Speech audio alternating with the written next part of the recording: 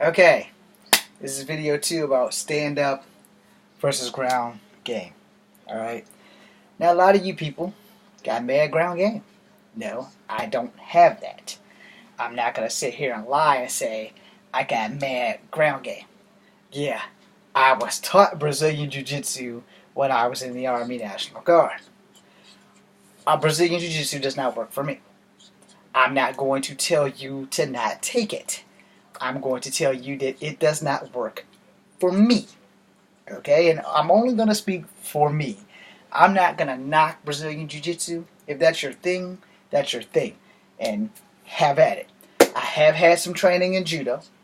I've had some minor training in Aikido and Kempo. And not enough to earn belts, but enough to learn of the style and how to fight it, or fight someone using it, and I can use it myself. I've had a tiny bit of capoeira training. Capoeira and lambada are basically the same thing.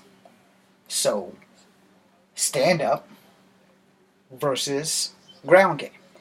I bring this to your attention because, as I said, I watch a lot of videos on YouTube because those guys are a whole lot more famous than me because no one's coming to my aid to help me do demonstrations or challenges and stuff like that. And you know, as long as no one's looking, no one's going to know. I'm going to be that guy that's going to creep up on you and surprise you.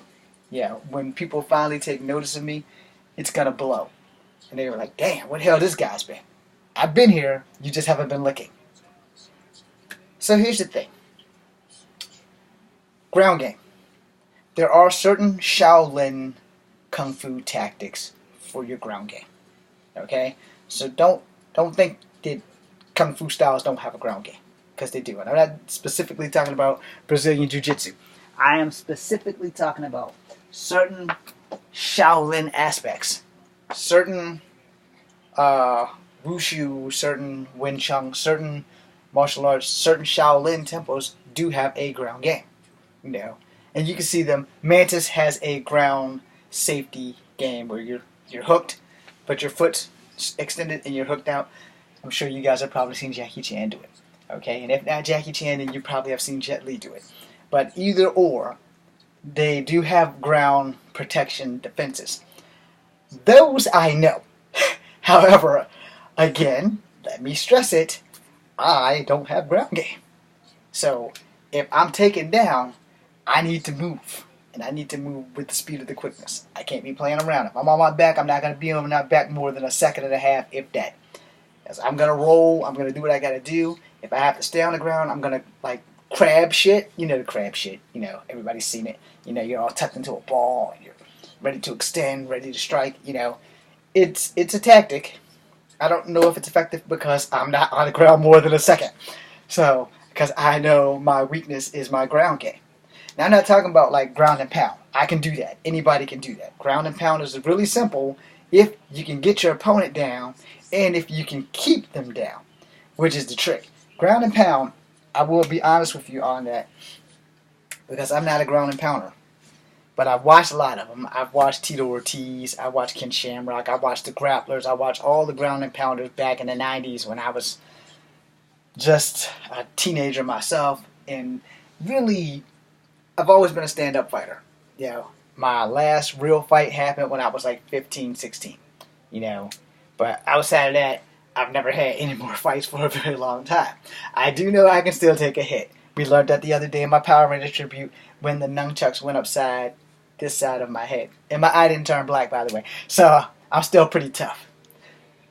Your ground game, when you're on your back, needs to be improved. You need to improve your blocks. You need to improve your rolls. You need to improve your cover. You need to be able to get the son bitch off you. If you can't do that, then like me, you have no ground game. Now, I ain't saying I can't do that. I'm just saying, honestly, I don't have any ground game, which is why I don't go to the ground. But if the shoe fits and I can get the guy on the ground and either I can tap him or I can knock him out, I don't really have a problem with it. I don't like it because to me, there's no sport in that, you know, because I already got him on the ground. Technically, I've won. But if he's breathing and he's like me, he hasn't stopped fighting until he stops breathing or until he's lost consciousness. And a lot of us fighters are like that. As long as I'm breathing, I'm fighting. If I ain't breathing, fight's over. You know, and every fighter that you will ever meet will tell you that. As long as I can breathe, and if I can muster up some strength to throw one, if only one, I'm going to keep fighting until I can't. And every fighter who's ever done martial arts or street fighting or MMA or any of that shit, they're going to tell you the same thing I just told you. If I'm breathing, I'm fighting. So if I ain't got a bullet here or a bullet here, and I can still go, I'm going. Of course, unless these are broken and those are broken and I can't crawl into the ring, they're not going to legally let you fight with broken elbows and broken knees. However, if I can breathe, I'm going to fight. It's just that simple. There's no ifs, ands, and buts about me. If I can breathe, I'm going to fight. Because I'm not going to stop until either you stop breathing or I stop breathing. My ground game needs a lot of work. It's needed a lot of work since day one in the Army. I suck at Brazilian Jiu-Jitsu. When I was in Bravo, they taught us stand-up fighting. I was only in golf for a day and a half. Since I tried to kill a drill sergeant, that wasn't a good idea, and they sent my ass to Delta. And when I was in Delta, we learned Brazilian Jiu-Jitsu. And I sucked at it. Royally. So, my policy are ground and pound versus stand-up. I'm over here with the stand-up guys. You can be over here with the ground and pound guys. But the thing about being a stand-up guy, I do have to work hard to knock you out. But I don't have to work as hard as you do to knock me out. Because you want to get me on the ground. That's the challenge right there, is can you get me on the ground? And so if you're a ground and pounder, you know this like I know this. A lot of ground and pounders, they're good when they're on top of you. A lot of ground and pounders aren't stand-up fighters, which is how they don't win against a stand-up fighter. If you're a stand-up fighter and you're not good at ground and pound, you're going to end that shit quick. You're not going to let them get you down. Where if you're a ground and pounder, 20% of your fight is your ability to get someone on the ground.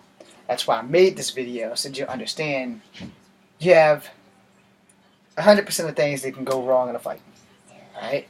The first thing that can go wrong is your plan. Because as they say on every TV show from The View to the WWE, everybody has a plan until they get hit in the mouth. Once you get hit in the mouth, things change real quick. Especially if you get hit in the mouth and you go to sleep. It happens. Don't think that it can't happen to you, because it can. I've never said that I can't be knocked out. I've never been knocked out in a fight. I've been knocked out playing sports. Alright? So there you go. Sports isn't for me. But I've also been knocked out jumping across a picnic table where my cousin Brian and I smacked heads, and I went down and he came right over top of me and just barely landed away from me. Okay? Lessons learned. I had a goose egg on my head, and when me and Mish early dove for the football, I think Mish might have got the touchdown. I remember being carried and waking up in the nurse's office. And later that night, I caught my mother a winch and thought I was Christopher Columbus. So, henceforth, those are 2 times in my life I've been literally knocked the fuck out. Where in every fight I've been in, it ain't worked out like the guys that were bigger than me thought it was going to work out. Oh, well, I'm bigger than him. I'll fuck him up. I like it when they think like that, because dynamite comes in small packages too. And I've had to prove that time and time again. But the problem with being a ground and pounder is, this is like the 20% of your fight. You have to get that other guy on the ground. Then the rest of that fight's going to be easy peasy, unless that guy's got good ground game. Or that guy's a wrestler and got good triangle chokes, or good submission arm bars, or a toe hold, because you're not allowed to wear shoes in the UFC. So, if he's got all those, and ankle locks and shit like that, you got a problem. So if you don't have a good ground game, you're not going to let it go to the ground. And that's my policy. I'm not going to let that shit go to the ground. That's just not an option. Now, I can improve my ground game if I was blessed enough to find someone who would train with me. I have not been that blessed, and I'm done looking. I'm happy with what the shit I can do standing up, to be honest. I also know that since I'm a vet, I have enough ground game that I can survive and get away from getting my ass totally destroyed. I'm going to be hurt, but I'm going to survive it, and I'm going to get away from it before the person hopefully puts me to sleep. But as a martial artist who has been fighting for a little while since I was 6 years old, I know what I need to do to acquire a win. and without hitting them in the nuts or gouging them in the eyes. Now, I will tell you this, in the streets, all that shit is blasé and bullshit. Because in the streets, I don't give a damn. If we go down, I'm taking out your throat. I'm taking out your nostrils. I'm taking out these pressure points under here, behind the ear, wherever I can reach you at. Pain and compliance. It's just that simple. You can't breathe. You can't beat me. Simple as that. I'm not going to sit here and just take an ass whooping. I'm praying that at the time of the fight that I'm going to give it as good as I'm going to get it. And most of the time that generally works out. And you're going to get hit in a fight. I don't give a damn how good you are, how good you think you are. You are going to get hit in a fight. There's no way around it. So you better be prepared for it. No. And you also have to accept it. Because no one is so great that they can't get hit. No one. Not this day and age. Anyway, as I come to an end on this, I want you guys to think about this like long and hard. Now, is it better to be a ground and pounder, a stand-up fighter, or be like me, well-rounded, and knowing your weaknesses? Because see, I'm good on my feet. I'm good with my hands and my feet. I know I'm not great on my back, but I also know that I can adapt very swiftly, which means I'm very well-rounded. If I'm going up against a guy with capoeira, he knows more capoeira than me, I'm not trying to beat him. I'm trying to understand his movement so that I can read his capoeira. If I know he's going to be going flashy, I'm going to stop him at his Jenga. If I don't know he's going to be flashy and if he's like super slow in the takeoff, I got a fighting chance to just go with him. But if I know this guy's like super fast by reputation alone, if he's like mega fast with his Jenga, I got to take him out at the Jenga. If he gets low enough and he slips or misses his guard point, boom, he's going down. And, I'm not going to try to match his Jenga. I can, because I have done this, and you can do this too. If he's doing a Jenga, well, there's no room in here, so that's why my legs aren't extending. But if you can match his Jenga, you follow his flow, boom, boom, and you can read his flow before he makes his first move. If his first move is the one hand over the foot kick, this should be your block and your strike at the same time, because that's one of the more famous capoeira kicks. Now, if you go watch Only the Strong with Mark Dacascos, you'll see that a lot of those guys always do the handstand one kick thing. So your defense would be an X block and a kick, and if possible, same time. If not possible, the X block, grab, twist, pull. Okay? Twisting tiger, twisting dragon, same concept, because you're grabbing, twisting, you're pulling. See how my hands went from here to here, and then you're pulling. And as you pull him, drive a knee. And if you can't drive a knee, drive a foot. If you can't drive a foot, when you're pulling him, drive an elbow. They may not seem effective because there's no one in my arms to do this on. And the first people are going to say, that's some bullshit. Well, here's the thing about bullshit. Sometimes bullshit actually works. So, take it at your own risk. You never know what's going to work in a fight until you actually apply it. That's the one thing that all the videos that I've watched have never really said too much about, because there are a lot of guys that are in competition with each other on these videos. I'll make a third video. I'll leave names off, but you can pretty much tell who they are when you read the directions. Alright, one last video, and then